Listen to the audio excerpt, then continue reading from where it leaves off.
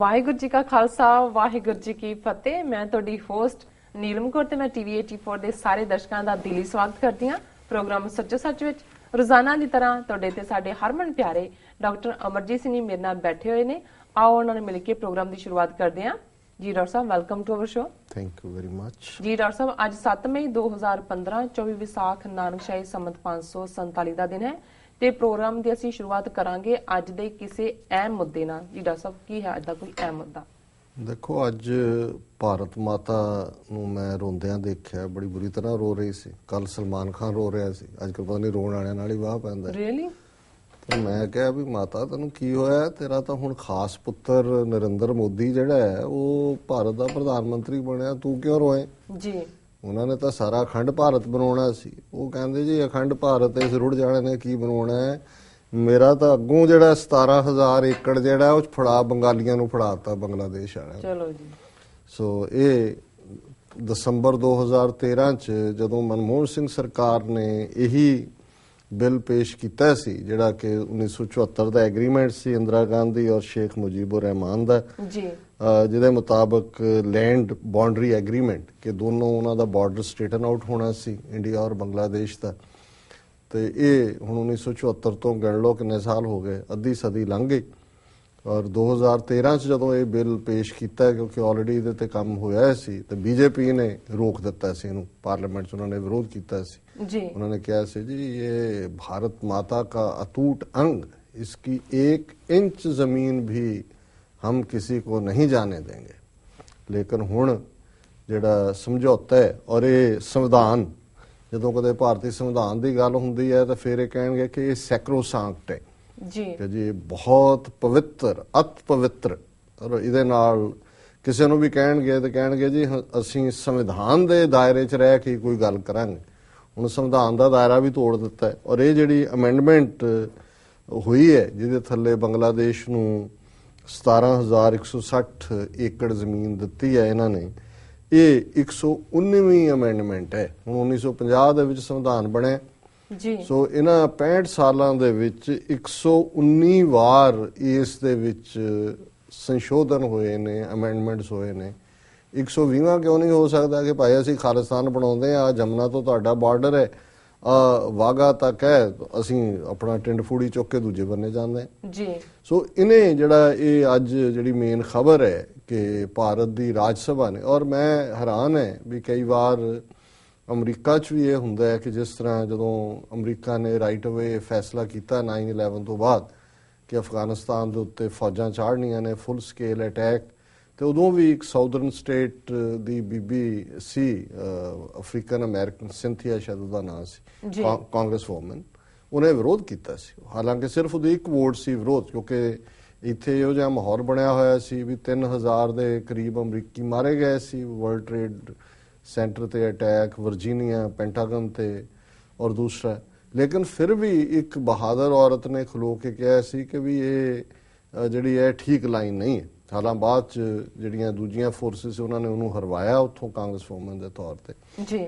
ਪਰ ਮੈਂ ਸਮਝਦਾ ਹਾਂ ਵੀ ਜਦੋਂ ਕਿ ਇਹ ਭਾਰਤ ਦੀ ਪਾਰਲੀਮੈਂਟ, ਜਿਹਨੂੰ ਜਦੋਂ ਇਹ ਕਹਿਣਗੇ ਕਿ ਜੀ ਇਹ ਮੰਦਰ ਹੈ ਲੋਕਤੰਤਰ ਦਾ, ਟੈਂਪਲ ਆਫ ਡੈਮੋਕ੍ਰੇਸੀ, ਤੇ ਉਸ ਟੈਂਪਲ ਆਫ ਡੈਮੋਕ੍ਰੇਸੀ ਦੇ ਵਿੱਚ ਝੂਠ ਬੋਲਣ ਦਾ ਸਭ ਨੇ ਠੇਕਾ ਲਿਆ ਹੋਇਆ। ਅੱਜ ਪਿਛਲੇ ਹਫਤੇ ਹਰਸਿਮਰਤ ਕੌਰ ਬਾਦਲ ਉਸ ਟੈਂਪਲ ਆਫ ਡੈਮੋਕ੍ਰੇसी ਦੇ ਬਾਹਰ ਖਲੋ ਕੇ ਕਹਿੰਦੇ ਅੱਛਾ ऑर्बिट बसें, इनकी मलकियत, इसके मालिक कौन है ये देखा जा रहा है, इसका हम कर रहे हैं जी।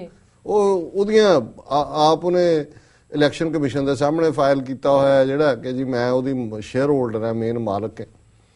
हुण यही पार्लीमेंट जिन्हों ये लोकतंत्र का मंत्र कहंदे ने, ਇਹਦੇ ਥੱਲੇ ਜਿਹੜਾ ਇਹਨਾਂ ਨੇ ਮਤਾ ਕੀਤਾ ਹੋਇਆ ਚੀਨ ਦੇ ਨਾਲ, ਜਦੋਂ 1962 ਦੇ ਵਿੱਚ ਚੀਨ ਭਾਰਤ ਹੋਇਆ, ਇਹ ਚਾਂਬੜੇ ਹੋਏ ਸੀ, ਚੀਨ ਨੇ ਜਰਾ ਇਹਨਾਂ ਦੀ ਖੁੰਬ ਠੱਪੀ ਜੀ, ਔਰ ਆਪ ਹੀ ਚੀਨ ਆ ਕੇ ਰੁਕਿਆ ਜਿੱਥੇ ਉਹਨੇ ਰੁਕਣਾ ਸੀ। ਤੇ ਲਗਭਗ 60,000 ਸਕੁਅਰ ਕਿਲੋਮੀਟਰ ਤੋਂ ਜ਼ਿਆਦਾ ਜਿਹੜੀ ਟੈਰੀਟਰੀ ਭਾਰਤ ਕਹਿੰਦਾ ਮੇਰੀ ਹੈ, ਉਹ ਚੀਨ ਨੇ ਲੈ ਲਈ।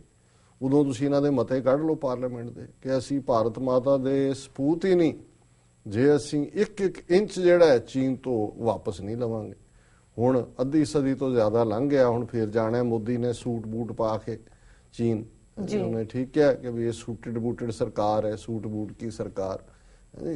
ਬੂਟ ਲਸ਼ਕਾਏ ਹੁੰਦੇ ਨੇ, ਸੂਟ ਪਾਇਆ ਹੁੰਦਾ ਹੈ। ਪਹਿਲਾਂ ਧੋਤੀ ਫਿੱਟ ਹੁੰਦੇ ਸੀ, ਹੁਣ ਸੂਟ 'ਚ ਆਪ ਫਿੱਟ ਹੁੰਦਾ। ਤੇ ਹੁਣ ਇਹਨਾਂ ਨੂੰ ਭੁੱਲ ਗਿਆ ਕਿ ਉਹ ਜਿਹੜੀ ਇਹਨਾਂ ਦਾ ਮੰਦਰ ਹੈ ਲੋਕਤੰਤਰ ਦਾ, ਜਿਹਦੇ 'ਚ ਪਾਸ ਕੀਤਾ ਹੋਇਆ ਵੀ ਚੀਨ ਤੋਂ ਲੈਣੀ ਹੈ ਜ਼ਮੀਨ, ਉਹ ਤਾਂ ਲਈ ਨਹੀਂ ਹੈ, ਉਹ ਤਾਂ ਭੁੱਲ ਗਈ। ਉਹ ਤਾਂ ਹੁਣ ਅਗਲੀ ਦੇਣ ਨੂੰ ਫਿਰਦੇ ਨੇ। ਹੋਰ ਬੰਗਲਾਦੇਸ਼ ਦੇ ਨਾਲ ਦੇਖੋ ਸਾਡੀ ਕੋਈ ਸਮੱਸਿਆ ਨਹੀਂ ਹੈ। ਅਸੀਂ ਸਮਝਦੇ ਹਾਂ ਵੀ ਭਾਰਤ ਦਾ ਆਪਣੇ ਨੇਬਰਸ ਦੇ ਨਾਲ, ਗੁਆਂਢੀਆਂ ਦੇ ਨਾਲ ਗਿਵ ਐਂਡ ਟੇਕ ਵਾਲਾ ਰਿਸ਼ਤਾ ਹੋਣਾ ਚਾਹੀਦਾ। ਪਰ ਗੱਲ ਇਹ ਹੈ ਕਿ ਜਿਵੇਂ ਇਹ ਸ਼ਾਇਦ ਨਿਰੰਜਨ ਨਾਕਸ ਇੱਕ ਹੋਏ ਨੇ ਕਵੀ, ਉਹਨਾਂ ਦੀ ਇੱਕ ਲਿਖਤ ਹੈ ਖੁੱਲੀ ਜਿਹੀ ਕਵਿਤਾ, ਤਾਂ ਉਹਦੇ 'ਚ ਉਹਨਾਂ ਨੇ ਇੱਕ ਥਾਂ ਕਿਹਾ ਕਿ ਜਦੋਂ ਤੱਕ ਤੇਰੇ ਕਹਿਣ ਤੇ ਕਰਨ ਦੇ ਵਿੱਚ ਫਰਕ ਹੈ, ਤੂੰ ਫਰੇਬੀ ਹੈ ਤੇ ਤੇਰੀ ਕਲਾ ਕੁੰਭੀ ਨਰਕ ਹੈ। ਹੁਣ ਕਹਿਣਾ ਕੁਛ ਤੇ ਕਰਨਾ ਕੁਛ। ਹੁਣ ਇੱਕ ਪਾਸੇ ਬੀਜੇਪੀ ਦਾ ਮੈਨੀਫੈਸਟੋ, ਚੋਣ ਮੈਨੀਫੈਸਟੋ, ਉਹਦੇ 'ਚ ਉਹਨਾਂ ਨੇ ਕਿਹਾ, ਉੱਤਰ ਪੂਰਬ 'ਚ ਜਦੋਂ ਗਿਆ ਮੋਦੀ, ਬੰਗਾਲ 'ਚ ਵੀ, ਅਸਾਮ 'ਚ ਵੀ, ਤ੍ਰਿਪੁਰਾ 'ਚ ਵੀ, ਮਨੀਪੁਰ 'ਚ ਵੀ, ਔਰ ਇੱਕ ਸਟੇਟ ਹੋਰ ਹੈ ਮਿਜ਼ੋਰਮ ਹੈ ਸ਼ਾਇਦ, ਜਿਹੜੀਆਂ 4 ਸਟੇਟਾਂ ਇਹਦੇ ਨਾਲ ਇਫੈਕਟਡ ਹੁੰਦੀਆਂ ਨੇ। ਉਹਨਾਂ ਨੇ ਕਿਹਾ ਜੀ ਕਿ ਮੈਨੂੰ ਪ੍ਰਾਈਮ ਮਿਨਿਸਟਰ ਬਣ ਲੈਣ ਦਿਓ, ਅਸੀਂ ਕੁਝ ਦਿਨਾਂ ਦੇ ਵਿੱਚ ਜਿੰਨੇ ਬੰਗਲਾਦੇਸ਼ੀ ਇੱਥੇ ਆਏ ਨੇ ਉਹਨਾਂ ਦਾ ਸਮਾਨ ਬਣਾ ਕੇ ਵਾਪਸ ਅਸੀਂ ਤੋਰਾਂਗੇ, ਕਿਉਂਕਿ ਅਸਾਮ ਵਾਲਿਆਂ ਨੂੰ ਫਿਕਰ ਹੈ ਕਿ ਬੰਗਲਾਦੇਸ਼ੀ ਮੁਸਲਮਾਨ ਆ ਰਹੇ ਨੇ ਉੱਥੇ, ਉਹਨਾਂ ਦੀ ਆਪਣੀ ਮਾਈਨੋਰਿਟੀ ਹੋ ਰਹੀ ਹੈ ਜੀ। ਸੋ ਹੁਣ ਉਹਨਾਂ ਦਾ ਸਮਾਨ ਬਣਾ ਕੇ ਤਾਂ ਕੀ ਤੋਰਨਾ ਸੀ, ਉਹ ਐਨਕਲੇਵ ਵੀ ਸਰੈਂਡਰ ਕੀਤੇ, ਪਲੱਸ 3000 ਕਰੋੜ ਰੁਪਏ ਦਾ ਇਸੇ ਹੀ ਬਿੱਲ ਦੇ ਵਿੱਚ ਜਿਹੜੀ ਅਮੈਂਡਮੈਂਟ ਹੈ 3000 ਕਰੋੜ ਦਾ ਪੈਕੇਜ ਵੈਸਟ ਬੰਗਾਲ ਗਵਰਨਮੈਂਟ ਨੂੰ ਦਿੱਤਾ ਹੈ ਮੋਦੀ ਸਰਕਾਰ ਨੇ, ਤਾਂ ਕਿ ਜਿਹੜੇ ਬੰਗਲਾਦੇਸ਼ ਤੋਂ ਇੱਥੇ ਆਏ ਨੇ ਉਹਨਾਂ ਨੂੰ ਰੀਹੈਬਿਲਿਟੇਟ ਕੀਤਾ ਜਾਏ ਜੀ। ਹੁਣ ਇਹ ਕਹਿਣ ਤੇ ਕਰਨ ਦੇ ਵਿੱਚ ਫਰਕ, ਤੇ ਇਹ ਕੁੰਭੀ ਨਰਕ ਦੇ ਰਹਿਣ ਵਾਲੇ। ਸੋ ਬੇਸਿਕਲੀ ਕਿੱਥੇ ਇਹਨਾਂ ਦਾ ਸਟੈਂਸ ਕੀ ਹੈ, ਪਰ ਜਦੋਂ ਗਰਾਊਂਡ ਰਿਐਲਿਟੀਜ਼ ਨੇ ਉਹਨਾਂ ਦੇ ਵਿੱਚ ਇਹ ਕਰਦੇ ਕੀ ਨੇ। ਜੇ 2013 ਚ ਦਸੰਬਰ ਚ ਮਨਮੋਹਨ ਸਿੰਘ ਸਰਕਾਰ ਜੋ ਕਰ ਰਹੀ ਸੀ ਉਹ ਗਲਤ ਸੀ, ਉਹ ਦੇਸ਼ ਦੇ ਨਾਲ ਧਰੋਹ ਸੀ, ਜਿਵੇਂ ਇਹਨਾਂ ਨੇ ਉਦੋਂ ਕਿਹਾ ਕਿ ਜੀ ਇਹ ਤਾਂ ਸਾਡੀ 1 ਇੰਚ ਜਿਹੜੀ ਜ਼ਮੀਨ ਹੈ ਇਹ ਭਾਰਤ ਮਾਤਾ ਨੂੰ ਅਸੀਂ ਇਹ ਜਿਹੜਾ ਲੈਡ ਆਨ ਨਹੀਂ ਹੋਣ ਦੇਵਾਂਗੇ ਜੀ। ਤੇ ਹੁਣ ਭਾਰਤ ਮਾਤਾ ਦੀ ਸਾੜੀ ਦਾ ਰੰਗ ਬਦਲ ਗਿਆ ਹੈ ਕਿ ਕੋਈ ਹੋਰ ਹੋ ਗਿਆ। ਔਰ ਇਹਦੇ ਥੱਲੇ ਜਿਹੜਾ ਸਿੰਪਲ ਹੈ, ਕਿਉਂਕਿ ਬਹੁਤ ਬਾਰਡਰ ਲੱਗਦਾ ਹੈ ਇੰਡੀਆ ਬੰਗਲਾਦੇਸ਼ ਦਾ, ਐਗਜ਼ੈਕਟ ਤਾਂ ਮੈਨੂੰ ਨਹੀਂ ਹੁਣ ਯਾਦ ਹੈ, ਸ਼ਾਇਦ 3000 ਕਿਲੋਮੀਟਰ ਦੇ ਕਰੀਬ ਹੋਏਗਾ। ਔਰ ਉਹਦੇ 'ਚ ਕੁਛ ਜਿਹੜੀ ਥਾਂ ਹੈ 6 ਕਿਲੋਮੀਟਰ ਦੇ ਕਰੀਬ ਬਾਰਡਰ ਐਸਾ ਸੀ ਜਿਹਦੇ ਬਾਰੇ ਦੋਨਾਂ ਸਰਕਾਰਾਂ ਦਾ ਜਾਂ ਦੋਨਾਂ ਦੇਸ਼ਾਂ ਦਾ ਇੱਕ ਦੂਸਰੇ ਦੇ ਉੱਤੇ ਕਲੇਮ ਸੀ। ਔਰ ਜਿਹੜਾ ਭਾਰਤ ਦਾ ਕਲੇਮ ਸੀ ਉਸ ਟੈਰੀਟਰੀ ਜਿਹਨੂੰ ਐਨਕਲੇਵ ਕਹਿ ਸਕਦੇ ਹਾਂ ਬੰਗਲਾਦੇਸ਼ ਦੇ ਅੰਦਰ, ਉਹ 111 ਇਸ ਕਿਸਮ ਦੀਆਂ ਆਬਾਦੀਆਂ ਸਨ ਜਾਂ ਏਰੀਆ ਸਨ ਜਿਹੜੇ ਭਾਰਤ ਦਾ ਸੀ ਆਪਣਾ ਕਲੇਮ ਕਿ ਸਾਡੇ ਜੀ। ਉਹਨਾਂ 111 ਜਿਹੜੀਆਂ ਕਾਲੋਨੀਜ਼ ਜਾਂ ਏਰੀਆਜ਼ ਜਾਂ ਬਾਰਡਰ ਜਿਹੜੇ ਵੀ ਕੋਈ ਸੀ ਉਹਨਾਂ ਦੀਆਂ ਐਨਕਲੇਵ, ਉਹਦੀ ਆਬਾਦੀ ਉਹਦੇ ਚ 37,334 ਲੋਕ ਰਹਿੰਦੇ ਨੇ। ਔਰ ਇਹ ਏਰੀਆ 17,160 ਕਿਲੋਮੀਟਰ ਦਾ ਏਕੜ ਦਾ ਬਣਦਾ, ਨਾਟ ਕਿਲੋਮੀਟਰ ਜੀ। ਇਸੇ ਤਰ੍ਹਾਂ ਜਿਹੜਾ ਬੰਗਲਾਦੇਸ਼ ਦਾ ਕਲੇਮ ਸੀ ਇੰਡੀਆ ਦੇ ਵਿੱਚ, ਉਹ 51 ਬਸਤੀਆਂ ਸੀ ਏਰੀਆ ਜਿਹੜਾ ਬੰਗਲਾਦੇਸ਼ ਦਾ ਕਲੇਮ ਸੀ ਕਿ ਸਾਡੇ, ਔਰ ਉਹਦੇ 'ਚ 14,215 ਲੋਕ ਰਹਿੰਦੇ ਸੀ। ਔਰ ਉਹ 7,110 ਏਕੜ ਜਿਹੜਾ ਉਹ ਬਣਦਾ ਸੀ। ਹੁਣ ਕਿਉਂਕਿ ਜਦੋਂ ਤੁਸੀਂ ਇੰਟਰਨੈਸ਼ਨਲ ਐਗਰੀਮੈਂਟ ਕਰਦੇ ਹੋ, ਆਲਰੇਡੀ ਸੰਵਿਧਾਨ ਦੇ ਵਿੱਚ ਸੋਧ ਕੀਤੇ ਬਿਨਾ ਤੁਸੀਂ ਨੇਸ਼ਨ ਦੀ ਤਾਂ ਜ਼ਮੀਨ ਦੇ ਨਹੀਂ ਸਕਦੇ। ਹੁਣ ਨਾ ਸਿਰਫ ਇਹਨਾਂ ਨੇ ਸਿਰਫ 7,110 ਕਿਲੋਮੀਟਰ ਜ਼ਮੀਨ ਲਈ ਬੰਗਲਾਦੇਸ਼ ਤੋਂ, ਜਿਹੜਾ ਉਹਦਾ ਕਲੇਮ ਇੱਧਰ ਸੀ, ਔਰ ਉਹਨੂੰ 17,160 ਏਕੜ ਜ਼ਮੀਨ ਦਿੱਤੀ। ਸੋ ਜ਼ਾਹਰ ਹੈ ਕਿ 10,000 ਤੋਂ ਜ਼ਿਆਦਾ ਏਕੜ ਜਿਹੜਾ ਹੁਣ ਇੱਥੇ 1 ਇੰਚ ਦੀ ਗੱਲ ਕਰਦੇ ਨੇ, ਉਹ ਇਹਨਾਂ ਨੇ ਬੰਗਲਾਦੇਸ਼ ਨੂੰ ਸਰੈਂਡਰ ਕੀਤਾ। ਹੁਣ ਜਿਹੜੇ 14,215 ਬੰਗਾਲੀ ਇੱਧਰ ਭਾਰਤੀ ਸਾਈਡ 'ਚ ਰਹਿੰਦੇ ਸੀ, ਉਹਨਾਂ ਨੂੰ ਸਿਟੀਜ਼ਨਸ਼ਿਪ ਬੰਗਾਲੀ ਸੀ, ਉਹ ਇੰਡੀਅਨ ਬਣ ਗਏ ਓਵਰਨਾਈਟ। ਔਰ 37,334 ਜਿਹੜੇ ਇੰਡੀਅਨ ਸੀ ਕੱਲ ਤੱਕ, ਹੁਣ ਅੱਜ ਤੋਂ ਬੰਗਲਾਦੇਸ਼ੀ ਬਣ ਗਏ। ਹੁਣ ਇਹਨਾਂ ਨੂੰ ਸਰਕਾਰ ਜਾਂ ਸੰਵਿਧਾਨ ਨੂੰ ਕਿਹਨੇ ਰਾਈਟ ਦਿੱਤਾ ਉਹ ਬੈਠੇ ਬਿਠਾਏ ਕਦੇ ਇੱਧਰ ਜਿਹੜੇ ਆ ਉਹ ਇੰਡੀਅਨ ਦੀ ਥਾਂ ਬੰਗਲਾਦੇਸ਼ੀ ਬਣ ਗਏ। ਔਰ ਉੱਥੇ ਹੁਣ ਕੱਲ ਤੱਕ ਜਿੱਥੇ ਤਿਰੰਗਾ ਲਹਿਰਾਉਂਦਾ ਸੀ ਅੱਜ ਬੰਗਲਾਦੇਸ਼ ਦਾ ਝੰਡਾ ਲਹਿਰਾਏਗਾ। ਇਹ ਭਾਰਤ ਮਾਤਾ ਦੇ ਸਪੂਤਾਂ ਦੀ ਹਰਕਤ ਹੈ ਜੀ। ਔਰ ਜਿਹੜੀ ਗੱਲ ਮੈਂ ਕਹਿ ਰਿਹਾ ਸੀ ਵੀ ਅਮਰੀਕਾ 'ਚ ਫਿਰ ਵੀ ਘੱਟੋ ਘੱਟ ਇੱਕ ਕਾਂਗਰਸ ਵੂਮਨ ਨੇ ਅਪੋਜ਼ ਕੀਤਾ ਸੀ। ਰਾਜ ਸਭਾ 'ਚ ਸੰਵਿਧਾਨਕ ਸੋਧ ਬਿੱਲ ਆਇਆ, ਰਾਜ ਸਭਾ ਦੇ 331 ਮੈਂਬਰ ਮੌਜੂਦ ਸਨ ਔਰ ਯੂਨੈਨਿਮਸਲੀ। ਹੁਣ ਯਾਨੀ ਕੋਈ ਕਾਂਗਰਸ ਕੋਈ ਆਪੋਜੀਸ਼ਨ ਕਿਸੇ ਨੇ ਇਹ ਨਹੀਂ ਕਿਹਾ ਕਿ ਜੀ ਤੁਸੀਂ ਇਧਰ ਤਾਂ ਪੂਰੀਆਂ ਜੰਗਾਂ ਮਚਾਉਂਦੇ ਹੋ। ਪਾਕਿਸਤਾਨ ਦਾ ਜਿਹੜਾ 67 ਸਾਲ ਤੋਂ ਕਸ਼ਮੀਰ ਦੇ ਉੱਤੇ 1-1 ਇੰਚ ਸਾਡਾ ਅਖੰਡ ਭਾਰਤ ਅਟੂਟ ਅਭਿੰਨ ਅੰਗ, ਤੇ ਆ ਜਿਹੜੀ ਤੁਸੀਂ 17,000 ਏਕੜ ਜਿਹੜੀ ਹੈ ਉਹ ਸਰੈਂਡਰ ਕਰ ਰਹੇ ਹੋ ਬੰਗਲਾਦੇਸ਼ ਨੂੰ, ਇਹ ਭਾਰਤ ਮਾਤਾ ਨਾਲ ਤੁਸੀਂ ਕੀ ਕਰ ਰਹੇ ਹੋ ਜੀ? ਕਿਸੇ ਨੇ ਨਹੀਂ ਕਿਹਾ। ਇਹ ਹੈ ਕਿ ਜਦੋਂ, ਔਰ ਇਹ ਹੁੰਦਾ ਹੈ ਹਮੇਸ਼ਾ, ਔਰ ਇਸ ਲਈ ਜਦੋਂ ਅਸੀਂ ਕਹਿੰਦੇ ਆ ਵੀ ਇਸ ਨੇਸ਼ਨ ਦੇ ਨਾਲ ਇੱਥੇ ਅਲਟੀਮੇਟਲੀ ਸਪਿਰਿਟ ਜਿਹੜੀ ਹੈ ਉਹ ਹਿੰਦੂਤਵਾਦੀ ਪ੍ਰਵੇਲ ਕਰਦੀ ਹੈ, ਉਹ ABC ਟੀਮਾਂ ਨੇ, ਇਹ BJP ਹੈ, B ਕਾਂਗਰਸ ਹੈ, C ਹੁਣ ਆਮ ਆਦਮੀ ਪਾਰਟੀ ਆ ਗਈ, ਕਿ ਵੀ ਇਸ ਸਾਰੇ ਨੂੰ ਜਿਹੜਾ ਅਸੀਂ ਹਮੇਸ਼ਾ ਇਸ ਲਈ ਕਹਿੰਦੇ ਆ ਕਿ ਵੀ ਸਾਡਾ ਗੁਜ਼ਾਰਾ ਹੀ ਨਹੀਂ ਹੈ ਇਹਨਾਂ ਦੇ ਨਾਲ ਜੀ। ਔਰ ਇਹਨਾਂ ਦਾ ਇਹ ਹੈ ਕਿ ਜੀ ਦੇਖੋ ਬੰਗਲਾਦੇਸ਼ ਨੇ ਸਾਡੀ ਮਦਦ ਕੀਤੀ, ਜਿਹੜੇ ਇਨਸਰਜੈਂਟ ਗਰੁੱਪ ਉੱਥੇ ਪਨਾਹ ਲੈਂਦੇ ਸੀ ਜਾਂ ਦੂਸਰੇ ਸੀ, ਉਹ ਹੁਣ ਉਹਨਾਂ ਨੂੰ ਉੱਥੋਂ ਕੱਢ ਦਿੱਤਾ ਹੈ।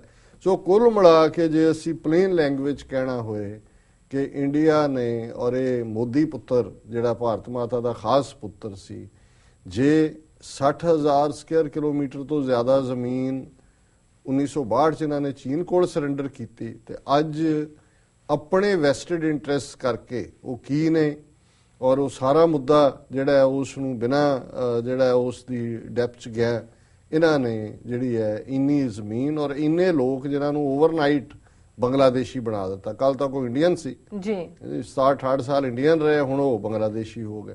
ਸੋ ਇਹ ਇਹਨਾਂ ਦਾ ਪੈਟਰੀਓਟਿਜ਼ਮ ਹੈ। ਸੋ ਪਹਿਲਾ ਇਸ਼ੂ ਤਾਂ ਮੈਂ ਸਮਝਦਾ ਵੀ ਕਿਉਂਕਿ ਭਾਰਤ ਮਾਤਾ ਦਾ ਜਿਹੜਾ ਰੋਣਾ ਉਹ ਮੇਰੇ ਤੋਂ ਦੇਖਿਆ ਨਹੀਂ ਸੀ ਜਾਂਦਾ, ਤੇ ਮੈਂ ਕਿਹਾ ਜੀ ਇਹ, ਮੈਂ ਕਿਹਾ ਤੂੰ ਫਿਕਰ ਨਾ ਕਰ ਬੀਬੀ ਜੀ, ਤੇਰਾ ਦੁੱਖ ਜਿਹੜਾ ਅਸੀਂ ਜ਼ਰੂਰ ਸ਼ੇਅਰ ਕਰਾਂਗੇ, ਉਹ ਦੱਸਾਂਗੇ ਜੀ। ਔਰ ਈਵਨ ਮੈਂ ਮੀਡੀਆ ਦੇ ਹਵਾਲੇ ਨਾਲ ਦੇਖ ਰਿਹਾ ਸੀ, ਟ੍ਰਿਬਿਊਨ ਨੇ ਇਹਦੇ ਤੇ ਐਡੀਟੋਰੀਅਲ ਲਿਖਿਆ। ਹੁਣ ਇੱਕ ਹੁੰਦਾ ਹੈ ਵੀ ਸਰਕਾਰ ਕੋਈ ਨੀਤੀ ਲੈਂਦੀ ਹੈ, ਮੀਡੀਆ, ਔਰ ਕਿਵੇਂ ਇਹ ਸਾਰੇ ਜਿਹੜੇ ਨੇ ਉਹ ਫੋਰਥ ਕਾਲਮ ਕਹਾਣ ਵਾਲੇ ਉਹਨਾਂ ਦੇ ਨਾਲ ਰਲੇ ਹੋਏ ਨੇ ਜੀ। Dissolving barriers, reciprocating talks, clear out of anti India ultras, ਇਹਨੇ ਐਂਗਲ ਹੀ ਹੋਰ ਦਿੱਤਾ ਕਿ ਜੀ ਦੇਖੋ ਹੁਣ ਇਹ ਵੰਡੀਆਂ ਟੁੱਟ ਗਈਆਂ ਬੰਗਲਾਦੇਸ਼ ਔਰ ਭਾਰਤ ਦੀਆਂ, ਕਿਉਂਕਿ ਢਾਕਾ ਕੈਪੀਟਲ ਹੈ ਬੰਗਲਾਦੇਸ਼ ਦੀ, ਜਿਹੜੇ ਭਾਰਤ ਵਿਰੋਧੀ ਅਲਟਰਾਸ ਸੀ, ਰੈਵੋਲੂਸ਼ਨਰੀ ਇਨਸਰਜੈਂਟ, ਉਹਨਾਂ ਨੂੰ ਖਤਮ ਕਰਨ 'ਚ ਭਾਰਤ ਦੀ ਮਦਦ ਕੀਤੀ, ਔਰ ਇਹਨਾਂ ਨੇ ਭਾਰਤ ਮਾਤਾ ਦੀ ਜਿਹੜੀ ਸਾੜੀ ਦਾ ਇੱਕ ਟੁਕੜਾ ਪਾੜ ਕੇ ਬੰਗਲਾਦੇਸ਼ ਦੇ ਹਵਾਲੇ ਕਰ। ਇਹ ਮੀਡੀਆ ਦੀ ਲਾਈਨ ਹੋਈ ਜੀ। ਹੁਣ ਅਸੀਂ ਗੱਲ ਕਰਦੇ ਹਾਂ ਉੱਥੋਂ ਦੇ ਹਿੰਦੂਤਵਾ ਜਾਂ ਲੋਕਤੰਤਰ ਦੇ ਮੰਤਰ ਦੀ ਗੱਲ ਤਾਂ ਹੋ ਗਈ ਜੀ। ਹੁਣ ਅਸੀਂ ਵਲਾਇਤ ਦੀ ਗੱਲ ਕਰੀਏ। ਅੱਜ ਵੈਸੇ ਉੱਥੇ ਇਲੈਕਸ਼ਨਾਂ, ਵੋਟਾਂ ਪਈਆਂ ਨੇ, ਕਾਫੀ ਹੈਵੀ ਵੋਟਿੰਗ ਹੋਈ ਹੈ, ਸਿੱਖਾਂ ਦੀ ਕਾਫੀ ਵੱਧ ਚੜ ਕੇ ਪਾਰਟਿਸਿਪੇਸ਼ਨ, ਕਈ ਚੈਨਲਸ, ਈਵਨ ਪਾਕਿਸਤਾਨ ਦੇ ਚੈਨਲਸ ਨੇ ਵੀ ਉਹਨੂੰ ਕਵਰ ਕੀਤਾ ਜੀ। ਨਤੀਜੇ ਕੀ ਨਿਕਲਦੇ ਨੇ, ਪਰ ਤੁਸੀਂ ਇਹ ਦੇਖੋ ਕਿ ਜਦੋਂ ਜ਼ਾਤ ਪਾਤੀ ਸਿਸਟਮ ਦੀ ਗੱਲ ਹੁੰਦੀ ਹੈ, ਕਾਸਟ ਸਿਸਟਮ ਦੀ ਗੱਲ ਹੁੰਦੀ ਹੈ ਭਾਰਤ ਦੇ ਕੰਟੈਕਸਟ, ਇੱਥੇ ਜਦੋਂ ਤੁਸੀਂ ਕਿਸੇ ਗੱਲਬਾਤ 'ਚ ਕਿਸੇ ਇਹਨਾਂ ਦੇ ਸਕਾਲਰ ਨੂੰ ਕਾਰਨਰ ਕਰਦੇ ਹੋ, ਤੇ ਫਿਰ ਉਹ ਕਹੇਗਾ ਜੀ ਇਹ ਜਿਹੜਾ ਬਾਅਦ ਦੇ ਵਿੱਚ ਇਸ ਕਿਸਮ ਦੀ ਨਫ਼ਰਤ ਜਾਂ ਡਿਵੀਜ਼ਨ ਹੋਈ, ਇਹ ਬਾਈ ਬਰਥ ਨਹੀਂ ਸੀ, ਇਹ ਤਾਂ ਪ੍ਰੋਫੈਸ਼ਨ ਸੀ ਕਿ ਵੀ ਜਿਹੜਾ ਕੰਮ ਕਰਦਾ ਹੈ, ਜੇ ਕੋਈ ਤਰਖਾਣਾ ਕੰਮ ਕਰਦਾ ਹੈ, ਲੋਹਾਰਾ ਕੰਮ ਕਰਦਾ ਹੈ, ਸੁਨਿਆਰਾ ਕੰਮ ਕਰਦਾ ਹੈ, ਮੁਨਿਆਰਾ ਕੰਮ ਕਰਦਾ ਹੈ, ਉਹਨਾਂ ਦੇ ਹੀ ਅੱਗੋਂ ਜਿਹੜੇ ਬੱਚੇ ਨੇ ਖੇਤੀਬਾੜੀ ਦਾ ਜ਼ਿਮੀਦਾਰਾ ਕੰਮ ਕਰਦਾ ਹੈ, ਉਹਨਾਂ ਦੇ ਵੀ ਅੱਗੋਂ ਬੱਚੇ ਜਿਹੜੇ ਨੇ ਉਹੀ ਕੰਮ ਕਰਨ। ਸੋ ਇਹ ਡਿਵੀਜ਼ਨ ਆਫ ਲੇਬਰ ਸੀ, ਉਹਨੂੰ ਜਸਟੀਫਾਈ ਕਰਨਗੇ, ਇਹਦਾ ਕੋਈ ਤਾਲੁਕ ਨਹੀਂ। ਹੁਣ ਇੰਗਲੈਂਡ ਦੇ ਹਵਾਲੇ ਨਾਲ ਜਿਹੜੀ ਮੇਨ ਖਬਰ ਟਾਈਮਜ਼ ਆਫ ਇੰਡੀਆ ਦੀ ਮੈਂ ਪਿਕ ਕੀਤੀ ਹੈ, ਉਹਦੀ ਹੈਡਲਾਈਨ ਹੈ, Hindu organisation in UK under scrutiny for asking Hindus to vote for conservative party. ਕਿ ਭਾਈ ਜਿਹੜੀ ਹਿੰਦੂ ਸੰਸਥਾ ਹੈ ਉੱਥੇ ਸਭ ਤੋਂ ਵੱਡੀ, ਉਸ ਦੇ ਉੱਤੇ ਜਿਹੜਾ ਹੈ ਉਸ ਦੀ ਪੜਤਾਲ ਹੋ ਰਹੀ ਹੈ, ਕਿਉਂਕਿ ਉਹਨੇ ਸਾਰੇ ਹਿੰਦੂ ਮੰਦਰਾਂ ਔਰ ਹਿੰਦੂਆਂ ਨੂੰ ਕਾਲ ਦਿੱਤੀ ਕਿ ਜਿਹੜੀਆਂ ਅੱਜ ਵੋਟਾਂ ਪਈਆਂ ਨੇ ਇਹਨਾਂ ਦੇ ਵਿੱਚ ਕੰਜ਼ਰਵੇਟਿਵ ਪਾਰਟੀ ਨੂੰ, ਡੇਵਿਡ ਕੈਮਰੋਨ ਦੀ ਪਾਰਟੀ ਜੀ, ਇਹਨਾਂ ਨੂੰ ਵੋਟਾਂ ਪਾਉਣ। ਹੁਣ ਹਿੰਦੂਆਂ ਦਾ ਕੀ ਇੰਟਰਸਟ ਹੋ ਗਿਆ ਜੀ ਡੇਵਿਡ ਕੈਮਰੋਨ 'ਚ? ਮੋਸਟਲੀ ਜਿਹੜੇ ਉੱਥੇ ਇੰਡੀਅਨ ਰਹੇ ਨੇ ਹੁਣ ਤੱਕ, ਹੁਣ ਚਲੋ ਸਿੱਖਾਂ ਨੇ ਆਪਣਾ ਮੈਨੀਫੈਸਟੋ ਲਿਆ ਕੇ ਦੇਖਣਾ ਹੈ ਵੀ ਕਿਹੜਾ ਸਾਡੇ ਇੰਟਰਸਟ ਦੀ ਗੱਲ ਕਰਦੇ, ਪਰ ਲੇਬਰ ਪਾਰਟੀ ਰਹੀ ਹੈ, ਔਰ ਲੇਬਰ ਪਾਰਟੀ ਹੀ ਸੀ ਜਿਹਨੇ ਮਿਸਟਰ ਐਟਲੀ ਪ੍ਰਾਈਮ ਮਿਨਿਸਟਰ ਨੇ, ਜਿਹਨੇ freedom of India act pass ਕੀਤਾ 1947 ਚ, ਜਿਹਦੇ ਥੱਲੇ ਜੇ ਕਿਤੇ ਕੰਜ਼ਰਵੇਟਿਵ ਪਾਰਟੀ ਦੀ ਸਰਕਾਰ ਹੁੰਦੀ ਚਰਚਲ ਦੇ ਥੱਲੇ, ਤੇ ਉਹ ਕਦੇ ਨਾ ਇਹਨਾਂ ਨੂੰ ਸੋ ਕਾਲਡ ਆਜ਼ਾਦੀ ਦਿੰਦੇ ਜੀ। ਲੇਕਿਨ ਲੇਬਰ ਪਾਰਟੀ ਦੀ ਗੁੱਡਵਿਲ ਵੀ ਰਹੀ, ਔਰ ਉਹਨਾਂ ਨੇ ਫਰੀडम ਆਫ ਇੰਡੀਆ ਐਕਟ ਲਿਆਂਦਾ, ਔਰ ਹਮੇਸ਼ਾ ਉੱਥੇ ਜਿਹੜੇ ਇੰਡੀਅਨ ਨੇ ਮੋਸਟਲੀ ਉਹ ਲੇਬਰ ਪਾਰਟੀ ਨੂੰ ਵੋਟ ਪਾਉਂਦੇ ਨੇ। ਹੁਣ ਐਸੀ ਕਿਹੜੀ ਗੱਲ ਹੋ ਗਈ ਕਿ ਹਿੰਦੂਆਂ ਦੀ ਸੰਸਥਾ ਨੇ ਕਿਹਾ ਕਿ ਜੀ ਤੁਸੀਂ ਵੋਟਾਂ ਕੰਜ਼ਰਵੇਟਿਵ ਪਾਰਟੀ ਨੂੰ, ਇੱਕ ਤਾਂ ਉਹਨਾਂ ਨੇ ਫਲਾਊਟ ਕੀਤਾ ਲਾਅ, ਕਿਉਂਕਿ ਜਿਹੜਾ ਚੈਰੀਟੇਬਲ ਆਰਗੇਨਾਈਜੇਸ਼ਨਾਂ ਹੁੰਦੀਆਂ ਨੇ, ਇਵਨ ਅਮਰੀਕਾ 'ਚ ਵੀ ਤੁਸੀਂ ਸਿਆਸਤ ਨਹੀਂ ਕਰ ਸਕਦੇ, ਤੁਸੀਂ ਗੁਰਦੁਆਰੇ 'ਚ ਲਿਆ ਕੇ ਕਿਸੇ ਕਾਂਗਰਸਮੈਨ ਦਾ ਫੰਡ ਰੇਜ਼ਰ ਨਹੀਂ ਕਰ ਸਕਦੇ, ਜਾਂ ਗੁਰਦੁਆਰਾ ਕਮੇਟੀ ਸਟੇਟਮੈਂਟ ਦੇ ਕਿ ਜੀ ਜਿੰਨੇ ਗੁਰਦੁਆਰੇ ਦੇ ਮੈਂਬਰ ਨੇ ਇੱਥੇ ਆਉਂਦੇ ਨੇ ਉਹ ਸਾਰੇ ਜਿਹੜੇ ਨੇ ਵੋਟਾਂ ਜਿਹੜੀਆਂ ਨੇ ਉਹ ਡੈਮੋਕ੍ਰੈਟ ਪਾਰਟੀ ਦੇ ਫਲਾਂ ਉਮੀਦਵਾਰ ਨੂੰ ਪਾਉਣ, ਜਾਂ ਇਹ ਹੋਏਗਾ ਤੁਹਾਡਾ ਚੈਰੀਟੇਬਲ ਸਟੇਟਸ ਕੈਂਸਲ ਹੋ ਜਾਏਗਾ। ਇਹਨੂੰ ਨਾਨ ਪ੍ਰੋਫਿਟ ਕਹਿੰਦੇ ਨੇ। ਤੇ ਨਾਨ ਪ੍ਰੋਫਿਟ ਜਿਹੜੇ ਆ ਉਹ ਸਿਆਸੀ ਏਜੰਡਾ ਨਹੀਂ ਪਰਸਿਊ ਕਰ ਸਕਦੇ। ਲੇਕਿਨ ਹੁਣ ਇਹ ਐਸਾ ਕੀ ਕੰਜ਼ਰਵੇਟਿਵ ਪਾਰਟੀ ਨੇ, ਔਰ ਕੰਜ਼ਰਵੇਟਿਵ ਪਾਰਟੀਆਂ ਹਮੇਸ਼ਾ ਹੀ ਬਾਹਰਲਿਆਂ ਦੇ ਖਿਲਾਫ ਰਹੀਆਂ, ਐਂਟੀ ਇਮੀਗ੍ਰੇਸ਼ਨ ਪਾਲਿਸੀਜ਼ ਹੁੰਦੀਆਂ ਉਹਨਾਂ ਦੀਆਂ। ਹੁਣ ਅਮਰੀਕਾ 'ਚ ਵੀ ਡੈਮੋਕ੍ਰੈਟ ਕੋਈ ਕੰਸੈਸ਼ਨ ਦੇਣਾ ਵੀ ਚਾਹੁੰਦੇ ਨੇ, ਓਬਾਮਾ ਨੇ ਸਪੈਸ਼ਲ ਜੇ ਆਪਣਾ ਕੋਈ ਐਗਜ਼ੈਕਟਿਵ ਆਰਡਰ ਵੀ ਕੀਤਾ ਤੇ ਉਹ ਰਿਪਬਲਿਕਨ ਉਹਨੂੰ ਲੈ ਗਏ ਕੋਰਟ 'ਚ ਕਿ ਜੀ ਹੁਣ ਕਿੰਨੇ ਮਿਲੀਅਨ ਇੱਥੇ ਰਹਿੰਦੇ ਨੇ, 11 ਮਿਲੀਅਨ ਨੀਲੀ ਗੱਲ ਵੀ ਉਹਨਾਂ ਨੂੰ ਕੋਈ ਦਿਓ। ਸੋ ਇਸੇ ਤਰ੍ਹਾਂ ਹੀ ਇੰਗਲੈਂਡ ਦੇ ਵਿੱਚ ਵੀ ਜਿਹੜੀ ਕੰਜ਼ਰਵੇਟਿਵ ਪਾਰਟੀ ਐਂਟੀ ਇਮੀਗ੍ਰੇਸ਼ਨ ਹੈ ਜਾਂ ਐਂਟੀ ਇਮੀਗ੍ਰੈਂਟ ਹੈ। ਹੁਣ ਐਸੀ ਕੀ ਗੱਲ ਹੈ ਕਿ ਵੀ ਹਿੰਦੂ ਜਿਹੜੇ ਨੇ ਉਹ ਉਹਨਾਂ ਦੀ ਕੌਂਸਲ ਕਾਲ ਦੇ ਰਹੀ ਹੈ ਜੀ ਕਿ ਵੋਟਾਂ ਪਾਓ, ਔਰ ਉਹ ਭੇਤ ਫਿਰ ਸਾਹਮਣੇ ਆ ਜਾਂਦਾ ਹੈ ਵੀ ਕਿਵੇਂ ਇੰਗਲੈਂਡ 'ਚ ਬਹਿ ਕੇ ਅੱਜ ਵੀ ਇਹ ਕਾਸਟ ਸਿਸਟਮ ਨੂੰ ਕਿਵੇਂ ਸਪੋਰਟ ਕਰਦੇ ਨੇ। ਹੁਣ ਇੰਗਲੈਂਡ ਦੇ ਵਿੱਚ ਬਹੁਤ ਵੱਡੀ ਪੋਪੂਲੇਸ਼ਨ ਜਿਹੜੀ ਹੈ ਦਲਿਤ ਭਾਈਚਾਰੇ ਦੀ ਵੀ, ਇੱਕ ਅੰਦਾਜ਼ੇ ਮੁਤਾਬਕ 4 ਲੱਖ ਦੇ ਕਰੀਬ ਜਿਹੜੇ ਨੇ ਦਲਿਤ ਨੇ। ਹੁਣ ਕਿਉਂਕਿ ਛੋਟਾ ਮੁਲਕ ਹੈ ਇੰਗਲੈਂਡ, ਕੋਈ ਬਹੁਤ ਵੱਡਾ ਮੁਲਕ ਤੇ ਨਹੀਂ ਹੈ। ਹੁਣ ਜਿਹੜੇ ਉੱਥੇ ਦੇਸੀ ਬਿਜ਼ਨਸ ਓਨਰਸ ਨੇ ਜਾਂ ਕਿਤੇ ਦੂਜੇ ਅਦਾਰਿਆਂ 'ਚ ਵੀ ਸਾਹਬ ਲੱਗੇ ਹੁੰਦੇ ਨੇ, ਉਹ ਦਲਿਤ ਲੋਕਾਂ ਦੇ ਨਾਲ ਵਿਤਕਰਾ ਵੀ ਕਰਦੇ ਨੇ, ਕਈ ਵਾਰੀ ਜਾਤੀ ਸੂਚਕ ਸ਼ਬਦਾਂ ਦੇ ਨਾਲ ਵੀ ਉਹਨਾਂ ਦਾ ਅਪਮਾਨ ਕਰਦੇ ਨੇ। ਸੋ ਉਹਨਾਂ ਨੇ ਬੜਾ ਲੰਬਾ ਵਕਤ ਲੌਬੀ ਕੀਤੀ ਕਿ ਜਿਹੜਾ ਜਦੋਂ ਡਿਸਕ੍ਰਿਮੀਨੇਸ਼ਨ ਦੀ ਗੱਲ ਹੁੰਦੀ ਹੈ, ਜ਼ਾਤ ਆਧਾਰਿਤ ਡਿਸਕ੍ਰਿਮੀਨੇਸ਼ਨ ਵੀ ਹੁੰਦੀ ਹੈ ਸਾਡੇ ਨਾਲ, ਔਰ ਇਹਨੂੰ ਲੈਜਿਸਲੇਚਰ ਦਾ ਹਿੱਸਾ ਬਣਾਇਆ ਜਾਏ, ਇਹਨੂੰ ਕਾਨੂੰਨ ਬਣਾਇਆ ਜਾਏ ਕਿ ਇੱਥੇ ਜਿਹੜੀ ਜ਼ਾਤ ਆਧਾਰਿਤ ਹੈ ਉਹ ਅਸੀਂ ਨਹੀਂ ਹੋਣ ਦੇਵਾਂਗੇ, ਜਾਂ ਉਹਨੂੰ ਐਜ਼ ਏ ਜਿਹੜਾ ਉਹ ਕ੍ਰਾਈਮ ਕਾਊਂਟ ਕੀਤਾ ਜਾਏਗਾ, ਉਹਦੀ ਅਕਾਊਂਟੇਬਿਲਿਟੀ ਹੋਏਗੀ। ਹੁਣ ਇਸ ਤੋਂ ਪਹਿਲਾਂ ਵੀ ਦਲਿਤ ਲੌਬੀ, ਬੇਸ਼ੱਕ ਸਾਨੂੰ ਬਾਹਰ ਉਹਨਾਂ ਦੀਆਂ ਬਹੁਤੀਆਂ ਸਟੇਟਮੈਂਟਸ ਨਜ਼ਰ ਨਹੀਂ ਆਉਂਦੀਆਂ, ਪਰ ਉਹ ਇਨਰ ਕਾਫੀ ਕੰਮ ਕਰਦੇ ਨੇ। ਔਰ ਮੈਨੂੰ ਯਾਦ ਹੈ ਕਿ ਈਵਨ ਉਹਨਾਂ ਨੇ ਯੂਨਾਈਟਿਡ ਨੇਸ਼ਨਸ ਦੇ ਲੈਵਲ ਤੇ ਜਦੋਂ ਇਹਨਾਂ ਦੀ UN ਦੀ ਇੱਕ ਸੈਸ਼ਨ ਡਾਰਫਰ 'ਚ ਹੋਇਆ, ਉਹਦੇ 'ਚ ਸੁਡਾਨ 'ਚ ਸੀ ਸ਼ਾਇਦ, ਨਹੀਂ ਡਾਰਫਰ ਨਹੀਂ ਸੀ, ਸਾਊਥ ਅਫਰੀਕਾ 'ਚ ਜੀ, ਉਹਦੇ 'ਚ ਉਹ ਲਗਭਗ ਉਹਨਾਂ ਨੇ ਕੁਝ ਸਾਊਥ ਅਮਰੀਕਾ ਦੇ ਦੇਸ਼, ਸ਼ਾਇਦ 1-2 ਯੂਰਪੀਅਨ ਦੇਸ਼, ਉਹਨਾਂ ਨੇ ਇਸ ਲੈਵਲ ਤੱਕ ਲੌਬੀ ਲਿਆਂਦੀ ਸੀ ਕਿ ਜਿਹੜਾ ਜ਼ਾਤ ਪਾਤ ਹੈ, ਕਿਉਂਕਿ ਜਿਵੇਂ ਅਫਰੀਕਾ ਦੇ ਵਿੱਚ ਅਪਾਰਥਾਈਡ ਸ਼ਬਦ ਇਸਤੇਮਾਲ ਹੁੰਦਾ ਸੀ, ਜਦੋਂ ਕਾਲਿਆਂ ਨੂੰ ਕੋਈ ਹੱਕ ਨਹੀਂ ਸੀ, ਗੋਰੇ ਜਿਹੜੇ ਨੇ ਉਹੀ ਡੋਮੀਨੇਟ ਕਰਦੇ, ਉਹਨੂੰ ਅਪਾਰਥਾਈਡ ਕਹਿੰਦੇ ਸੀ ਜੀ। ਹੁਣ ਉਹਨਾਂ ਦਾ ਤਾਂ ਇੱਕ ਸਿਸਟਮ ਸੀ ਪੋਲੀਟੀਕਲੀ ਕਾਲਿਆਂ ਨੂੰ ਬਾਹਰ ਰੱਖਣ ਦੇ ਲਈ, ਜਾਂ ਸਮਾਜਿਕ ਤੌਰ ਤੇ ਉਹਨਾਂ ਨੂੰ ਘੈਟੋ 'ਚ ਰੱਖਿਆ ਸੀ। ਹੁਣ ਜਿਹੜਾ ਇੰਡੀਅਨ ਕਾਸਟ ਸਿਸਟਮ ਹੈ, ਜ਼ਾਤ ਪਾਤੀ ਸਿਸਟਮ ਹੈ, ਉਹ ਤਾਂ ਅਪਾਰਥਾਈਡ ਨਾਲੋਂ ਵੀ ਵਰਸਟ ਹੈ। ਉਹਦੇ ਤੁਸੀਂ ਜੰਮਦਿਆਂ ਹੀ ਬ੍ਰਾਹਮਣ ਦੇ ਘਰ ਜੰਮਦਿਆਂ ਬ੍ਰਾਹਮਣ ਹੈ, ਸ਼ੂਦਰ ਦੇ ਘਰ ਜੰਮਿਆ ਸ਼ੂਦਰ ਹੈ। ਔਰ ਕਿਵੇਂ ਸੁਸਾਇਟੀ 'ਚੋਂ ਪਾਣੀ ਦੇ ਖੂਹ ਹੋਣ, ਉਹ ਸਕੂਲ ਹੋਣ, ਉਹ ਹੁਣ ਲੰਚ ਸਕੀਮਸ ਭਾਰਤ ਦੀਆਂ ਕਿੰਨੀਆਂ ਸਟੇਟਾਂ ਸ਼ੁਰੂ ਹੁੰਦੀਆਂ, ਔਰ ਜਿੱਥੇ ਕਿਤੇ ਜੇ ਉਹ ਲੰਚ ਬਣਾਉਣ ਵਾਲੀ ਕੋਈ ਸੋ ਕਾਲਡ ਸ਼ੂਦਰ ਜਾਤ ਦੀ ਔਰਤ ਇੰਪਲੋਏ ਹੁੰਦੀ ਹੈ ਤੇ ਉਹ ਬਾਈਕਾਟ ਕਰ ਦਿੰਦੇ ਨੇ ਦੂਜੇ ਹਾਈ ਜਾਤ ਵਾਲੇ ਜਿਹੜੇ ਬੈਠੇ ਹੁੰਦੇ ਨੇ ਉਹਨਾਂ ਦੇ ਬੱਚੇ ਕਿ ਜੀ ਅਸੀਂ ਨਹੀਂ ਖਾਣਾ। ਸੋ ਹੁਣ ਉਹਨਾਂ ਦੀ ਜਿਹੜੀ ਲੌਬੀ ਸੀ ਕਿ ਭਾਈ ਜ਼ਾਤ ਪਾਤ ਨੂੰ ਵੀ ਅਪਾਰਥਾਈਡ ਮੰਨਿਆ ਜਾਏ, ਜਿਵੇਂ ਸਾਊਥ ਅਫਰੀਕਾ 'ਚ ਇੰਟਰਨੈਸ਼ਨਲ ਰੈਕਗਨੀਸ਼ਨ ਹੋਈ ਕਿ ਅਪਾਰਥਾਈਡ ਨਹੀਂ ਹੋਣਾ ਚਾਹੀਦਾ, ਇਵੇਂ ਹੀ ਉੱਥੇ ਉਹ ਬੈਰੀਅਰ ਟੁੱਟਿਆ, ਨੈਲਸਨ ਮੰਡੇਲਾ ਬਾਹਰ ਆਇਆ, ਫਿਰ ਇੱਕ ਕਾਮਨ ਜਿਹੜਾ ਹੈ ਉਹਦੇ ਥੱਲੇ ਚੋਣ ਹੋਈ, ਔਰ ਅੱਜ ਕਾਫੀ ਹੱਦ ਤੱਕ ਇਸ ਗੱਲ ਦੀ ਜਿਹੜੀ ਅਕਾਊਂਟੇਬਿਲਿਟੀ ਹੋ ਗਈ ਕਿ ਭਾਈ ਇਹ ਨਹੀਂ ਠੀਕ ਨਹੀਂ ਹੈ ਜੀ। ਹੁਣ ਇੰਗਲੈਂਡ ਦੇ ਵਿੱਚ ਦਲਿਤ ਆਰਗੇਨਾਈਜੇਸ਼ਨਸ ਨੇ ਲੌਬੀ ਕਰਕੇ ਲੇਬਰ ਪਾਰਟੀ ਰਾਹੀਂ ਲੈਜਿਸਲੇਸ਼ਨ ਲਿਆਂਦਾ ਕਿ ਕਾਸਟ ਬੇਸਡ ਡਿਸਕ੍ਰਿਮੀਨੇਸ਼ਨ ਨੂੰ ਜਿਹੜੀ ਹੈ ਉਹ ਮਾਨਤਾ ਦਿੱਤੀ ਜਾਏ, ਔਰ ਉਹ ਆਲਮੋਸਟ ਮੰਨ ਲਿਆ ਗਿਆ। ਹੁਣ ਜਿਹੜੀ ਕੰਜ਼ਰਵੇਟਿਵ ਪਾਰਟੀ ਹੈ, ਹੁਣ ਇੰਗਲੈਂਡ ਦੇ ਵਿੱਚ ਬਹੁਤ ਕਲੋਜ਼ ਰੇਸ ਚੱਲ ਰਹੀ ਹੈ ਇਸ ਵੇਲੇ ਕੰਜ਼ਰਵੇਟਿਵ ਔਰ ਲੇਬਰ ਦੀ। ਕੀ ਬਣੇਗਾ ਇਹ ਤਾਂ ਕੱਲ ਲੱਗ ਜਾਏਗਾ, 1-2 ਦਿਨ 'ਚ ਪਤਾ ਜੀ।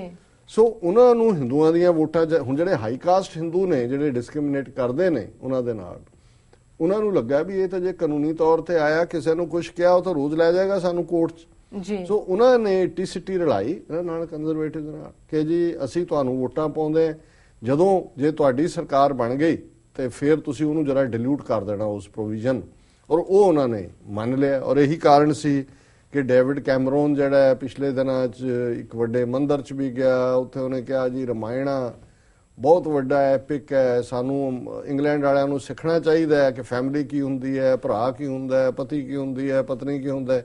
ਮੈਂ ਕਿਹਾ ਰਮਾਇਣ ਪੂਰੀ ਨਹੀਂ ਸੁਣਾਈ ਲੱਗਦੀ ਡੇਵਿਡ ਕੈਮਰੋਨ ਨੂੰ ਕਿ ਜਿਹੜੀ ਸੀਤਾ ਜੰਗਲਾਂ ਦੇ ਵਿੱਚ 14 ਸਾਲ ਜੀ ਉਹਦੇ ਨਾਲ ਰਹੀ ਰਾਮ ਦੇ ਔਰ ਉਹਨੇ ਤਕਲੀਫ ਵੀ ਕੱਟੀ, ਵਾਪਸ ਆਉਂਦੇ ਆ ਕਿਸੇ ਧੋਬਣ ਦੇ ਕਹਿਣ ਤੇ ਜਾਂ ਧੋਬੀ ਦੇ ਕਹਿਣ ਤੇ ਰਾਮਚੰਦਰ ਨੇ ਪਹਿਲਾਂ ਤਾਂ ਉਹਨੂੰ ਜਿਹੜਾ ਜਦੋਂ ਵਾਪਸ ਆਈ ਤੇ ਜਿਹੜੀ ਇਹਨਾਂ ਦਾ ਆਪਣਾ ਕਹਿਣਾ ਜੀ ਅਗਨੀ ਪ੍ਰੀਖਿਆ ਕਿ ਵੀ ਤੂੰ ਪਵਿੱਤਰ ਰਹੀ ਹੈ ਕਿ ਨਹੀਂ, ਅੱਗ 'ਚ ਵੜ, ਉਹ ਵੀ ਉਹਨੇ ਪ੍ਰੂਵ ਕਰਤਾ। ਫਿਰ ਉਹਦੇ ਕਹਿਣ ਤੇ ਉਹਨੂੰ ਘਰੋਂ ਕੱਢਤਾ ਔਰ ਉਹ ਵਿਚਾਰੀ ਆਪਣੇ ਪ੍ਰੈਗਨੈਂਟ ਹਾਲਤ ਦੇ ਵਿੱਚ ਜਿਹੜੀ ਇਹਨਾਂ ਦੀ ਕਹਾਣੀ ਹੈ ਧੱਕੇ ਖਾਂਦੀ ਫਿਰ ਪੰਜਾਬ ਹੀ ਆਈ। ਰਾਮ ਤੀਰਥ ਪੰਜਾਬੀਆਂ ਨੇ ਉਸ ਧਰਤੀ ਦੇ ਉੱਤੇ ਹੀ ਲਵ ਕੁਸ਼ ਜੰਮੇ, ਇੱਕ ਵੱਖਰੀ ਕਹਾਣੀ ਹੈ। ਹੁਣ ਜਿਹੜਾ ਡੇਵਿਡ ਕੈਮਰੋਨ ਇਹ ਵੋਟਾਂ ਲੈਣ ਲਈ ਹੈ ਹਿੰਦੂਆਂ ਦੀ, ਕਿਉਂਕਿ ਉਹਨਾਂ ਨਾਲ ਇਕਰਾਰ ਹੈ ਵੀ ਅਸੀਂ ਕਾਸਟ ਵਾਲਾ ਪ੍ਰੋਵੀਜ਼ਨ ਕੱਢਾਂਗੇ ਉਹਦੇ ਚੋਂ, ਔਰ ਉੱਥੇ ਜਿਹੜਾ ਉਹ ਕਹਿ ਰਿਹਾ ਜੀ ਰਮਾਇਣ ਇਹ ਬਹੁਤ ਬ੍ਰਿਟਨ ਸੁਸਾਇਟੀ ਸਾਨੂੰ ਸਿੱਖਣਾ ਚਾਹੀਦਾ। ਮੈਂ ਕਿਹਾ ਜੋ ਸਿੱਖਣ ਦੇ ਆ ਗਏ ਉੱਥੇ ਤਾਂ ਉਹ ਅੱਗ 'ਚ ਬਹਿ ਕੇ ਵੀ ਨਹੀਂ ਸੀ ਪ੍ਰੂਵ ਕਰ ਸਕੇ, ਸਾਰੀਆਂ ਜਨਾਨੀਆਂ ਬਾਹਰ ਕੱਢ ਦੇਣੀਆਂ ਇਹਨਾਂ ਨੇ ਉਹਦੇ ਰਮਾਇਣ ਦੇ ਹਾਲਤ ਦੇ ਥੱਲੇ। ਸੋ ਜਿਸ ਕਿਸਮ ਦੀ ਇਹਨਾਂ ਦੀ ਸੁਸਾਇਟੀ ਹੈ ਵੈਸਟਰਨ ਸੁਸਾਇਟੀ ਦਾ। ਸੋ ਇਸ ਦਾ ਜਿਹੜਾ ਮੇਨ ਧਾਰਮਦਾਰ ਹੈ Times of India the story ਦਾ, ਉਹਦਾ 'ਚ ਉਹਨਾਂ ਨੇ ਇਹ ਕਿਹਾ ਕਿ ਜੀ the oldest umbrella organization for 565,000 Hindus in Britain is now under scrutiny for asking its followers to vote for the Conservative Party. ਹੁਣ ਇਹ ਜਿਹੜੀ ਆਰਗੇਨਾਈਜੇਸ਼ਨ ਹੈ 5,65,000 ਹਿੰਦੂਆਂ ਦੀ ਨੁਮਾਇੰਦਗੀ ਕਰਦੀ ਹੈ England, urging people to vote as a form of dharma. A senior functionary of the National Council of Hindu Temples, General Secretary Satish Sharma said David Cameron-led party rejected an anti-caste legislation and whose members are committed to repealing the caste amendment if re-elected. ਉਹਨਾਂ ਨੇ ਕਿਹਾ ਜੀ ਇਹਨਾਂ ਨੇ oppose ਕੀਤਾ ਸੀ ਉਦੋਂ ਵੀ, labour ਨੇ ਪਾਸ ਕਰਾਤਾ, ਤੇ ਜੇ ਹੁਣ ਇਹਨਾਂ ਨੂੰ ਅਸੀਂ ਵੋਟਾਂ ਪਾਈਆਂ ਇਹਨਾਂ ਦੀ ਸਰਕਾਰ ਬਣ ਗਈ ਤੇ ਜਿਹੜਾ ਕਾਸਟ ਰਿਲੇਟਡ ਅਮੈਂਡਮੈਂਟ ਹੈ ਉਹਨੂੰ ਉਹ ਰਿਜੈਕਟ ਕਰਾ ਦੇਣਗੇ। ਬ੍ਰਿਟਨਸ ਚੈਰਿਟੀ ਕਮਿਸ਼ਨ ਅੱਗੋਂ ਇਹ ਹੈ ਕਿ ਜੀ ਚੈਰਿਟੀ ਕਮਿਸ਼ਨ ਨੇ ਐਕਸਪਲੇਨੇਸ਼ਨ ਮੰਗ ਲਈ ਹੈ ਉਹਨਾਂ ਤੋਂ ਕਿ ਜੀ ਤੁਸੀਂ ਇੱਕ ਚੈਰਿਟੀ ਆਰਗੇਨਾਈਜੇਸ਼ਨ ਹੋ, ਤੁਸੀਂ ਇਹ ਕਿਵੇਂ ਕਰ ਸਕਦੇ ਹੋ। ਔਰ ਇਹ ਜਿਹੜਾ ਇਸ ਸਾਰੇ ਚੋਂ ਉਹਨੇ ਜਿਹੜਾ ਉਹਨਾਂ ਦਾ ਚੈਰਿਟੀ ਕਮਿਸ਼ਨ ਦਾ ਉਹਨਾਂ ਨੇ ਹਿੰਦੂ ਆਰਗੇਨਾਈਜੇਸ਼ਨਸ ਨੂੰ ਕਿਹਾ ਕਿ ਵੀ ਇਹ ਤੁਸੀਂ ਜੋ ਵੀ ਕੀਤਾ ਹੈ ਇਹ ਸਾਨੂੰ ਦੱਸੋ ਕਿ ਵੀ ਇਹ ਕੀ ਹੈਗਾ। ਔਰ ਇਹ ਹੁਣ ਕੈਮਰੋਨ ਨੇ ਪਹਿਲਾਂ ਕਿਹਾ ਸੀ ਕਿ Britain can learn from epic text Ramayana, ਔਰ ਇਸ ਤੋਂ ਇਲਾਵਾ ਉਹਨੇ ਜਿਹੜਾ inspiration from Hinduism if it wants to become better. ਹੁਣ ਇਹ ਉਹਨਾਂ ਦੀ ਜਿਵੇਂ ਕਹਿੰਦੇ ਨੇ you scratch my back I scratch your back, ਉਹਨੇ ਕਿਹਾ ਜੀ ਰਾਮਾਇਣ ਤੋਂ ਸਿੱਖੋ, ਬਹੁਤ ਕੁਝ ਸਿੱਖਣ ਵਾਲਾ ਹੈ।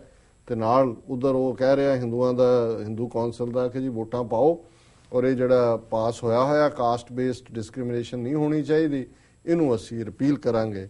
ਸੋ ਹੁਣ ਇਹ ਜਿਹੜਾ ਇੰਗਲੈਂਡ 'ਚ ਬੈਠਾ ਜਿਹੜੇ ਆਪਣੇ ਆਪ ਨੂੰ ਮਾਡਰਨ ਕਹਿੰਦੇ ਨੇ ਔਰ ਹਿਊਮੈਨਿਟੇਰੀਅਨ ਔਰ ਮਾਨਵਤਾ ਕਾ ਭਲਾ ਔਰ ਸਰਵੇ ਸੰਤੂ ਸੁਖਿਨੈ ਸਰਵੇ ਸੰਤੂ ਨਿਰਾਮਿਆ, ਇਹਨਾਂ ਦਾ ਉਹਨੂੰ ਕਹਿਣਗੇ ਜੀ ਸਾਰੇ ਸੁਖੀ ਵਸਣ ਦੁਨੀਆ ਸਾਰੇ ਹੋਣ ਕਿ ਅਸੀਂ ਤਾਂ ਇੱਕ ਭਗਵਾਨ ਸਭ ਭਗਵਾਨ ਕੇ ਬੰਦੇ। ਅਰੇ ਭਗਵਾਨ ਦੇ ਬੰਦਿਆਂ ਦਾ ਹਾਲ ਦੇਖ ਲਓ ਕਿ ਉਹ ਜਿਹੜੀ ਕਾਸਟ ਸਿਸਟਮ ਦੀ ਝੂਠ ਹੈ ਜਿਹੜੀ ਉੱਥੇ ਤਾਂ 4000 ਸਾਲ ਲੋਕਾਂ ਨੂੰ ਉੱਠਣ ਨਹੀਂ ਦਿੱਤਾ ਹੈ। ਜੇ ਇਹਨਾਂ ਸੁਸਾਇਟੀਜ਼ 'ਚ ਆ ਕੇ ਘੱਟੋ ਘੱਟ ਇੱਥੋਂ ਦੇ ਲਾਜ਼ ਨੇ ਉਹਨਾਂ ਨੂੰ ਬਰਾਬਰੀ ਦਿੱਤੀ ਹੈ ਔਰ ਕੋਈ ਜੇ ਇੱਥੇ ਵੀ ਡਿਸਕ੍ਰਿਮੀਨੇਸ਼ਨ ਉਹਨਾਂ ਦੇ ਨਾਲ ਹੁੰਦੀ ਹੈ ਔਰ ਉਹਦੇ ਲਈ ਕੋਈ ਲਾਅ ਬਣਦਾ ਹੈ ਤੇ ਸਾਰੇ ਕਾਸਟ ਦੇ ਨਾਂ ਤੇ ਇਹੀ ਨੇ ਔਰ ਇਹੀ ਵਰਣ ਆਸ਼ਰਮ ਹੈ ਜਿਹਨੂੰ ਗਾਂਧੀ ਨੇ ਵੀ ਕੰਡੈਮ ਨਹੀਂ ਕੀਤਾ ਕਿਉਂਕਿ ਉਹ ਬਿਲੀਵ ਕਰਦੇ ਨੇ, ਉਹਨਾਂ ਦਾ ਧਰਮ ਹੈ, ਰੀੜ ਦੀ ਹੱਡੀ ਹੈ ਉਹਨਾਂ ਦੀ। ਜੇ ਸ਼ੂਦਰ ਦੇ ਨਾਲ ਬੈਠ ਗਏ ਫਿਰ ਤਾਂ ਬ੍ਰਾਹਮਣ ਗਿਆ। ਔਰ ਇਹ ਜਿਹੜਾ ਪਾਰਟ ਹੈ ਇਹ ਸ਼ੋਅ ਕਰਦਾ ਹੈ ਕਿ ਕਿਸ ਕਿਸਮ ਦਾ ਇਹਨਾਂ ਦਾ ਦੰਭੀ ਵਰਤਾਰ ਹੈ, ਕਿਸ ਕਿਸਮ ਦੇ ਹਿਪੋਕਰੇਟ ਲੋਕ ਨੇ। ਪਰ ਬੇਸਿਕਲੀ ਇਹ ਮੰਨੂ ਦੇ ਚੇਲੇ ਨੇ ਔਰ ਜਿਹੜੀ ਮੰਨੂ ਸਿਮਰਤੀ ਹੈ ਇਹੀ ਅੱਜ ਵੀ ਇਹਨਾਂ ਦੀ ਗਾਈਡਿੰਗ ਲਾਈਨ ਹੈ ਕਿ ਜਿਹਨੂੰ ਕਬੀਰ ਸਾਹਿਬ ਨੇ ਕਿਹਾ ਸੀ ਕਿ ਭਾਈ ਇਹ ਜਿਹੜੀ ਬੇਦ ਦੀ ਪੁੱਤਰੀ ਹੈ ਸਿਮਰਤੀ ਹੈ, ਇਹ ਹੱਥ ਦੇ ਵਿੱਚ ਰੱਸਾ ਔਰ ਜੇਵਰੀ ਜੀ ਉਹ ਜਿਹੜੀ ਹੈ ਸੰਗਲ ਇਹ ਲੈ ਕੇ ਆਈ ਹੈ। ਔਰ ਇਹ ਅੱਜ ਵੀ ਇਹ ਜਿਹੜੀ ਬੇਦ ਦੀ ਪੁੱਤਰੀ ਮਨੂ ਸਿਮਰਤੀ ਹੈ ਇਹ ਉੱਥੋਂ ਐਨ ਕਸ਼ਮੀਰ ਤੋਂ ਕੰਨਿਆ ਕੁਮਾਰੀ ਜਿਹਨੂੰ ਕਹਿੰਦੇ ਨੇ ਭਾਰਤ ਉੱਥੋਂ ਉੱਡ ਕੇ ਲੰਡਨ ਵੀ ਆਈ ਹੈ ਤੇ ਉਹ ਜ਼ਾਤ ਪਾਤ ਦੀ ਜਿਹੜੀ ਹੈ ਉਹ ਜੇਵਰੀ ਉਹ ਨਾਲ ਲੈ ਕੇ ਆਈ ਹੋਈ ਹੈ। ਜੀ ਡਾਕਟਰ ਸਾਹਿਬ ਤੁਹਾਡਾ ਬਹੁਤ ਬਹੁਤ ਸ਼ੁਕਰੀਆ, ਤੁਸੀਂ ਇਹਨਾਂ ਮੁੱਦਿਆਂ ਦੀ ਜਾਣਕਾਰੀ ਸਾਡੇ ਦਰਸ਼ਕਾਂ ਨੂੰ ਦਿੱਤੀ। ਇਸ ਨਾਲ ਲੈਣੇ ਬ੍ਰੇਕ। ਵੀਅਰਸ ਤੁਸੀਂ ਸਾਡੇ ਨਾਲ ਇਸ ਤਰ੍ਹਾਂ ਬਣੇ ਰਹੋ, ਮਿਲਦੇ ਹਾਂ ਆਫਟਰ ਦੀ ਸ਼ਾਰਟ ਬ੍ਰੇਕ।